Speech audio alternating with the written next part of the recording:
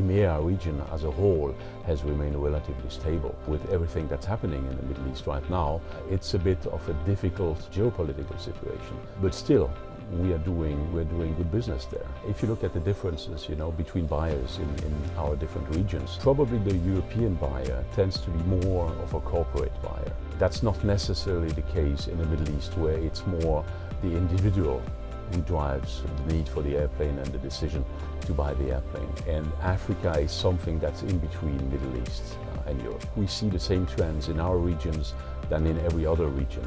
And the main trend would probably be that we see people move out of smaller aircraft towards larger aircraft. Probably their businesses are getting more global. They need more range, want more space.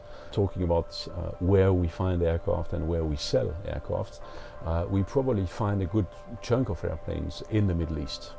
Because of the situation, people have been selling a lot, so a lot of our airplanes have been coming out of the Middle East. Aircraft we find are mainly sold in the US, simply because it's the largest market, and it's natural that most aircraft we find are going to end up with that market. It's probably easier if you have a European aircraft to import it and register it in the US than the other way around for regulatory issues. It's a bit more difficult to go into EASA country if you have a non-EASA aircraft. So very often a European aircraft will sell into Europe or into the Middle East, because a lot of countries in the Middle East actually base their certification requirements on the European requirements. But in terms of infrastructure, Africa is a huge continent. You don't realize that in Africa you can have all of Europe, all of China, all of the contiguous US, all put into Africa, and you still have a bit of space to spare. So people in Africa need